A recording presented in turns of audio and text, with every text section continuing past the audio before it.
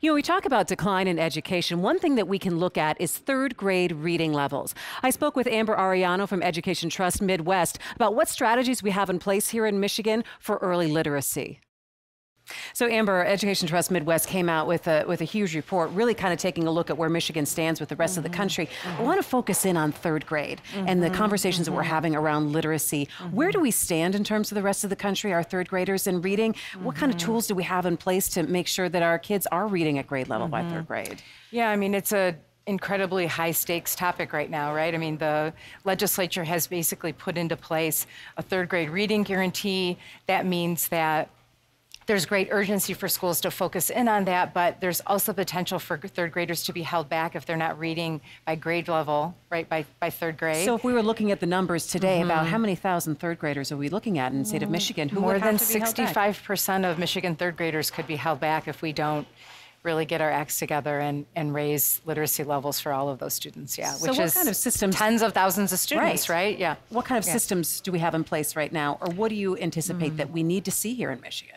Yeah, I mean, I think we've got a real challenge. We don't have a kind of strategic or systemic approach to it. And so really, you know, every district and sometimes even every school and even classroom teacher are kind of making it up for themselves. And that's not the way that you get to the goal of having great literacy instruction in every classroom for every student, right? So we've got to be looking at what the best states in the country are doing on this and learning from them so we can bring those best practices here to Michigan. What states are we looking at specifically that we can mine some of the good things that they're doing? Yeah, so Tennessee in particular is now one of the fastest improving states for all students and for early literacy.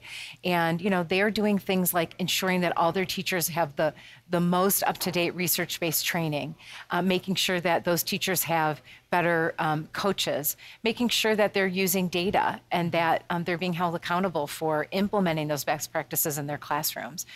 More time for students who are really behind, more time after school, time over the summer to catch up, right? And high quality teaching and learning time so that when they're, you know, if they are in a summer school, they're not just playing in the playground, they're actually learning how to read, right? I mean, all those things can really help get our students to grade level reading. When we're looking at what's happening in Michigan right now, I don't think you can stress enough that this is not just happening in pockets. This is not just certain districts. This is not just certain cities in the state of Michigan, that across the board that we're seeing a decline. Do you feel that right now, I mean, after Education Trust Midwest has been beating the drum for years about what's been happening in Michigan, that you're seeing more of a cohesive effort from a lot of different areas, from philanthropy and from business, saying, all right, we have to start to come up with some kind of policy to ingrain a couple of things here to start to turn the needle?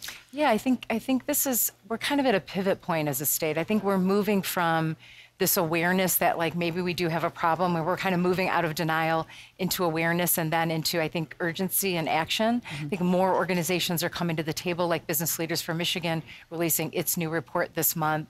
Others like the Center for Michigan saying we're going to be doing convenings around the state to ensure that the new governor, whoever that person is, regardless of partisan politics, will make this issue a top priority in 2019. So I do feel like it's a hopeful moment, but we need a lot more people at the table, and we've got to really focus in on it because it's just too easy for other issues to crowd out education, right? Because kids don't have a voice in Lansing, and that's what our job is, to make sure that they do. So some of the representatives who are here today from Massachusetts and from Tennessee talked specifically about taking 2 or 3 issues, because when you say education reform, it gets overwhelming, and then you don't even know where to start. But taking 2 or 3 things and saying, this is what we're going to focus on, what would you say after looking at all the data and all the various things that are happening here in the state or are not happening here in the state? Where are those 2 or 3 things that we need to focus on specifically? So one is that we've got to deal with the huge gaps that we have in school funding and teacher salaries, right? So if you're a teacher, you started your career as a teacher as I did,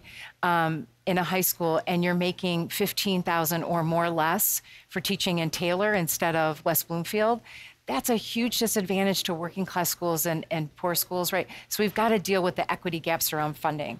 Number 2, we've got to do a better job in helping our teachers improve their practice. All of the leading states in the country have shown that when you support teachers better and you're giving them continuous coaching and ongoing feedback, amazing things can happen in a really short amount of time, right? Because that's where the interaction is for kids. It's in their classrooms all day, right?